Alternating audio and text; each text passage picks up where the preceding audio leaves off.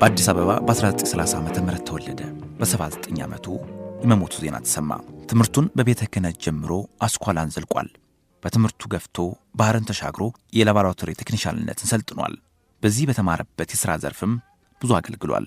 በኋላ በጥበብ ላይ መልህቁን ጥሎ በጥበብ ላይ ከትሞ ተገኘ። ያልታደለች በሰው ሰርግ ተዳረች የመጀመሪያው የድርሰቱ ውጤት ነች። በተለይ በድርሰት ጓዳ ከትሞ የባጀው ዕውቁ ደራሲ 16 ልብ ወለዶችን ደርሶ 7 የቴሌቪዥን ድራማዎችን አዘጋጅቶ ከ8 ዓመት በፊት በወርሃ ሚያዝያ የመሞቱ ዜና ተሰማ። ደራሲ ይልማ ሀብቴስ። የደራሲው የሕይወት ታሪክና ሥራዎቹ ዛሬ በምዕራፍ አርፈን የምንቆይበት ቀዳሚ ጉዳይ ነው። ቀለማት ከስነ ፍጥረታትና ከተፈጥሮ ጋር የጠበቀ ቁርኝት አላቸው። ቀለማት ስሜትን ይገልጻሉ፣ ማንነትን ያንጸባርቃሉ። ቀለማት ተስፋንና ጨለምተኝነትን የመጠቆም አቅምም አላቸው። የዘርፉ ባለሙያዎች እንደሚያነሱት ቀለማት በብዙ መንገዶች ይከሰታሉ። ቀለም በስዕል ይዋባል፣ ቀለም በኪነ ሕንፃ ይደምቃል፣ ቀለም በኬሚስትሪ ሰፈር ይከሰታል፣ ቀለም በፊዚክስ መንደር ይደጋገማል፣ ቀለም በባዮሎጂ መንደርም አይጠፋም። ቀለም በፍልስፍናና በስነ ልቦና ደግሞ የተለየ ምልከታ ይዞ እናገኘዋለን። ቀለማት ሌላኛው ለምዕራፍ ማረፊያነት የመረጥነው ጉዳይ ነው። ሰላም አድማጮች እንደምን አርፍዳችኋል? ምዕራፍ ጀመረ። ገዛ ጌታውና ነጋት መኮንን አስተናጋጆች ነን። በመጀመሪያ ግን አንድ ሙዚቃ ሰምተን እንመለስ።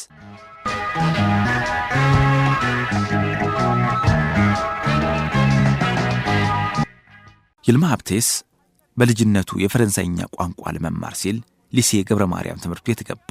እዚያም 5 ዓመት ቆይቷል። ኋላ ላይ የፓስተር ኢንስቲትዩት የላቦራቶሪ ቴክኒሻል ስልጠና ሊሰጥ መሆኑን ይሰማል። ከጓዶቹ ጋር ሰብሰብ ብለው በመሄድ ይመዘገባሉ። ከአንድ ዓመት ተኩል በኋላ ራስ ደስታ ሆስፒታል ለመስራት ይመዘገባል። ከአንድ ዓመት ተኩል በኋላ ደግሞ ደራሲ ይልማ ሀብቴስ ለሲኒየር ቴክኒሻልነት ስልጠና ወደ ጎንደር ጤና ጥበቃ ኮሌጅ ያመራል። ጎንደርን ወደዳት። እዚያው ልብ ወለድ መጽሐፎችን ማንበብ ጀመረ። የእንዳልካቸው መኮንንን አልሞትኩም ብዬ አልዋሽም፣ ፀሐይ መስፍንና የጾም ፀሐይን፣ የከበደ ሚካኤልን የትርጉም ሥራዎች፣ ሮሚዮና ጁልየት፣ የጎይተን ፎስት በተጨማሪም ታሪክና ምሳሌን ተመለከተ። ከውጭ አገር ጻፊዎች የአጋንታ ክርስቲን፣ የጋርድነርና ሌሎች የወንጀል ክትትል ታሪኮችን እንዲሁም የማክሲም ጎርኪን፣ የዶስቶቭስኪን፣ የቶሎስቶይን፣ የቻርልስ ዲክሰንና የሄሜንጎይን የፈጠራ ሥራዎች አነበበ። ትምህርቱን እንደጨረሰ በኢትዮ ስዊዲሽ ፔዲትሪያክስ ክሊኒክ ለ3 ዓመት ሠራ። ከዚያ በኋላ ለረጅም ዓመታት ያገለገለው በኢትዮጵያ የምግብ ጥናት ድርጅት ባላቦራቶሪ ቴክኒሻልነት ነበር። በዓለም ላይ በወንጀል ክትትል ታሪክ ከሚታወቁት እንደ አጋታ ክሪስቲና ኮናን ዶይል ሁሉ ይልማ ከሥራው ጋር በተያያዘ የተለያዩ ከመድኃኒትና ከምግብ ጋር ግንኙነት ያላቸውን ጥናቶች ለማወቅ ችሏል።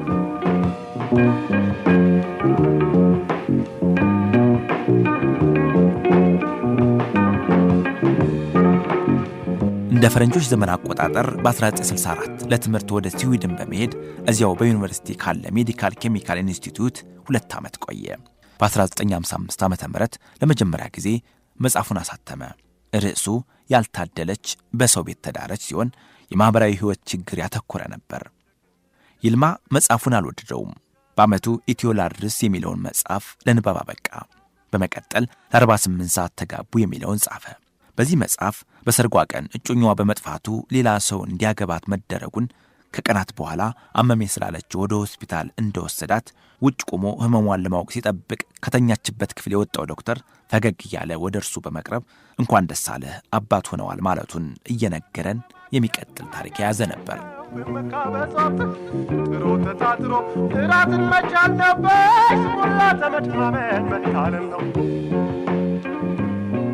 ይልማ የወንጀል ክትትል ታሪክ መጽሐፍ ጀመረ። ርዕሱ እሱን ተው ይላል። ይህንን መጽሐፍ እንደገና 3ኛው ሰው በሚል ርዕስ አሳተመ። መግቢያው ላይ ርዕሱን ለምን እንደለወጠ እንዲህ ሲል አስቀምጦታል። ይህን መጽሐፍ በ1960 ዓመተ ምህረት እሱን ተው በሚል ርዕስ በ72 ገጾች በተወሰነ አነስተኛ ጥራዝ በ3000 ቅጅ አሳትሜ ለሕዝብ አቅርቤዋለሁ። ግን በታሪኩ አወቃቀርም ሆነ በትረካው ላይ ድክመት እንዳለበት ከብዙ ዓመታት በኋላ ስለተረዳሁ እንደገና በአዲስ መልክ ጻፍኩት። መሰረት ሐሳቡ የነበረ ቢሆንም በፊት ያልነበሩ ገጸ ባህሪያቶች በመፍጠር የነበሩትን ሚናቸውን ከፍ በማድረግና እንዲሁም አቀማመጡን በመቀየር ከመነሻው እስከ መጨረሻው የነበረውን ሂደት በመለወጥ መጽሐፉ የተሻለ ቅርጽና ይዘት እንዲኖረው አድርጌያለሁ ይላል። ርዕሶቻቸውን እንደገና ለውጡ ያሳተማቸው ከቀብር መልስ የሚለውን ያልተከፈለ ዕዳ፣ ሞት ፍለጋ ሄደች የሚለውን ሳይናገር ሞተ፣ ደም የነካው እጅ የሚለውን አጋጣሚ አስታራቂ የሚለውን ሌላው እጅ በማለት ነበር። ከነዚህ መካከል ሞት ፍለጋ ሄደች ስለሚለው መጽሐፍ በተመሳሳይ በመግቢያው እንዲህ ሲል ጽፏል። ከስራዎቹ መካከል በኢትዮጵያ ቴሌቪዥን ወደ ድራማ ተለውጦ በሁለት ክፍል የተላለፈው ያልተከፈለ ዕዳ ነበር። አብዛኞቹ ተመልካቾች መጽሐፉን ሳያነቡ የተከታተሉት በመሆናቸው ድራማውን ወደዱት ይላል።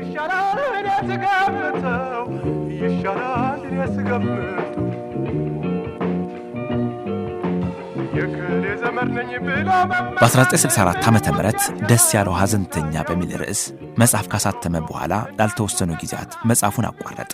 ምክንያቱ ደግሞ ራሱ ሐሳብ አመንጭቶ ራሱ ጽፎ ራሱ ለህትመት ሰጥቶ ሲታተም ደግሞ እንደገና ለመጽሐፍ አከፋፋዮች አስረክቦ ራሱ ገንዘቡን የሚሰበስብ በመሆኑና በዚህ አስቸጋሪ አድካሚ ከፍተኛ ልፋትን በሚጠይቅ ሥራ ውስጥ አልፎ ምንም የሚያገኘው ትርፍ አለመኖሩን በማሰብ ነበር። ቆይቶ ጸደይ መጽሔት ላይ መጻፍ ጀመረ። ያበቄልሽ ኑዛዜ የሚል ነበር ርዕሱ። ጽሑፎቹ ተወደዱ። ብዙዎቹ የመጽሔቱን መታተም በጉጉት ይጠብቁ ነበር። በመቀጠል ደም የነካው እጅ የተሰኘውን ለንባብ አበቃ። በ1967 ዓመተ ምህረት አብዮት ከፈነዳ በኋላ እንደገና መጻፍ አቆመ። ከዓመት በኋላ ያበቄልሽ ኑዛዜ ወደ ድራማ ተለውጦ በቴሌቪዥን እንዲቀርብ ተጠየቀ። ተፈቀደ፣ ታየለት። እሱን ተይውም በተመሳሳይ በኢትዮጵያ ቴሌቪዥን ቀረበ። በብዙዎች ዘንድ ተቀባይነትን አገኘ። ይልማ ያልተከፈለ ዕዳንና አጋጣሚውን ወደ ረጅም ልብ ወለድ በመለወጥ በኢትዮጵያ መጽሐፍ ድርጅት አሳተመ። ዛሬ ያገናኘን ትልቁ ምክንያት ይልማ ሀብተየስ የእሳቸው ምክንያት ያገናኘን እሳቸውና ጥላሁን ጉግሳን የሚያገናኛቸውም ያልተከፈለ ዕዳ የተሰኘው የቴሌቪዥን ድራማ ነበረ።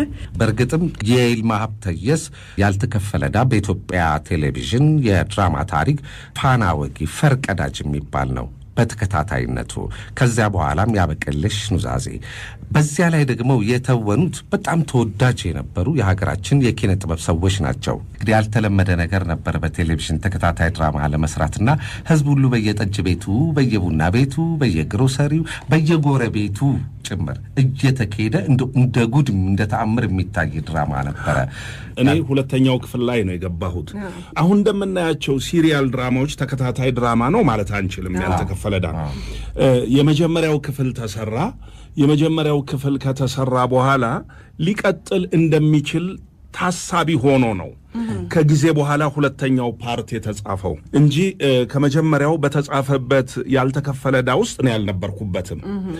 የበፊቱ የመጀመሪያው ያልተከፈለ ዕዳ ላይ የነበሩት እና ዓለም ፀሐይ እነ ንጉሱ ዘውገ ዓለም ፀሐይ ወዳጆ ማለት ነው እነ ተክሌ ደስታ አይናለም ተስፋዬ እና አውላቸው ደጀኔ እንደነዚህ አይነት አርቲስቶች ነበሩ የተሳተፉት። ሁለተኛው የተጻፈው አሁን ጊዜው በጣም ሩቅ ስለሆነ 1972 ዓመተ ምህረት ይሄ ማለት እኔ ደግሞ ገና ራስ ቲያትር የሄድኩበት ገና አንድ ብዬ ስራ የጀመርኩበት ጊዜ ነው።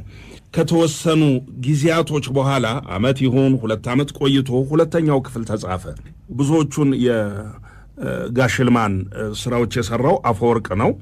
ከዛ ሁለተኛው ፓርት ሲጻፍ እንግዲያው ዓለም ፀሐይ የመጀመሪያ ባሏ አማሯት በዛ ምክንያቱ ቤቱን ጥላ ወጣ ጋሻውላቸው ይጫወቱት የነበረውን ትልቁን ሰውዬ እንዳገባች ሆኖ እንዲቀርብ ተደረገ። ጸጉሬን ተላጨው የሷ የመጀመሪያ ባል ሆኜ ነው የሰራሁት። ይሄንን ነው ማስተዋውሰው ያልተከፈለ ዕዳ። ሌላ ምንድነው ያበቄልሽ ኑዛዜ ላይ አልሰራሁም። ሌላ ሁለተኛ አንድ ነው ሶስተኛ የቴሌቪዥን ድራማ ነበረው የጋሽልማ ሞት ፍለጋ ሄደችን ነው። እሱን እንደ መጀመሪያው ሳይሆን ከወጋየሁ ንጋቱ ጋራ ትልቁን ፓርቲ ይዤ ነበር የሰራሁት የጋሽልማን ድርሰት። እነዚህን አስታውሳለሁ።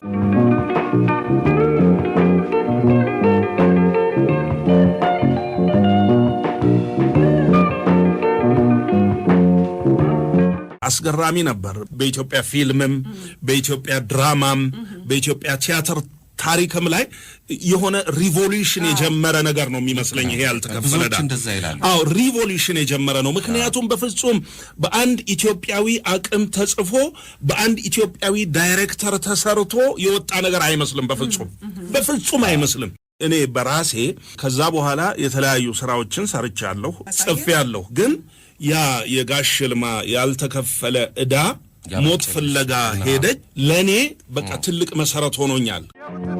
ማንም ትሮክሮ እንዳልኩ ከሰራ ምንም ቢሆን አይቀር ያገኛል እንጀራ የራሴ ካልሆነ ለፍቶ ደግሞ ደራሲ ይልማ ሀብቴስ ከ15 በላይ የወንጀል ነክ ታሪኮችን ጽፏል። እንደ አጋታ ክርስቲንና ኮናን ዶይል ሁሉ የራሱ ታዋቂ መርማሪ ፈጥሮ አሳይቷል። ከልብ ወለድ አይነቶች አንዱ እንደሆነ የሚነገርለት የወንጀል ክትትል ልብ ወለድ በሀገራችን በብዛት ታትሞ አናይም። ልብ ወለዶች ላይም ለዲግሪ ማሟያ ከተጻፉት ጥቂት ጥናቶች በስተቀር ሌሎች ጽሑፎችን ማግኘት ይከብዳል። ደራሲ ይልማ የወንጀል ክትትል ታሪኮችን ከመጻፉ በፊት በኢትዮ ላድርስና በሌሎች ሥራዎቹ እንደመታወቁ ከ3 አስርት ዓመታት በፊት በታተመችው የመጀመሪያዋ ብሌን መጽሔት ላይ የሥነ ጽሑፍ መምህራን ተመራማሪዎችና አጥኚዎች ባነሷቸው ርዕሰ ጉዳዮች ላይ ሥራዎቹን ሊያስታውሱ ችለዋል። ታዋቂው የሥነ ጽሑፍ ተመራማሪና መምህር ረዳት ፕሮፌሰር ደበበ ሰይፉ ስለ ፔሳ ልብ ወለድ ምንነት ሲጠየቁ ጥበባዊ ጥንቃቄ ያልተደረገበት በጥቂት ገጾች የሚጻፍ ስሜታዊ ጽሑፍ እንደሆነ ተናግሮ ቲዮላድርስ ሳይጋቡ ተፋቱ የተሰኙ ጽሑፎችን እንደ ምሳሌ አንስተዋል። በዘመኑ ቋንቋ ወይም በምልልስ ገጸ ባህሪን የመሳል ሙከራ በአብዛኛው የሚታየው በእነሱ እንደሆነና በወጉ ስላልተጠኑ እንጂ ለዘመነኛ ልብ ወለድ ያበረከቷቸው ሌሎች ብዙ ነጥቦች ይኖራሉ ብለዋል። ተባባሪ ፕሮፌሰር ዘሪሁን አስፋው ደግሞ ይህንን ዘመን ስንመለከት ያኔ 1982 ዓመተ ምህረት ነበር የይልማ ሀብቴስ የወንጀል ነክ ሥራዎች መጥቀስ ያለባቸው ይመስለኛል ብለው ነበር። በወንጀል ምርመራ ዘርፍ በኢትዮጵያ የሥነ ጽሑፍ ዘርፍ ትልቅ አበርክቶት እንዳለው የሚያነሳው ደራሲ ይልማ ሀብቴስ የመጀመሪያው የድርሰት ውጤቱ ያልታደለች በሰው ሰርግ ተዳራጅ ስትሆን በአጠቃላይ 16 ልብ ወለዶችን ደርሷል። 7 የቴሌቪዥን ድራማዎችንም አዘጋጅቷል። ደራሲ ይልማ ሀብቴስ ሚያዝያ 11 2009 ዓ.ም በ79 ዓመቱ የመሞት ዜናው ተሰማ።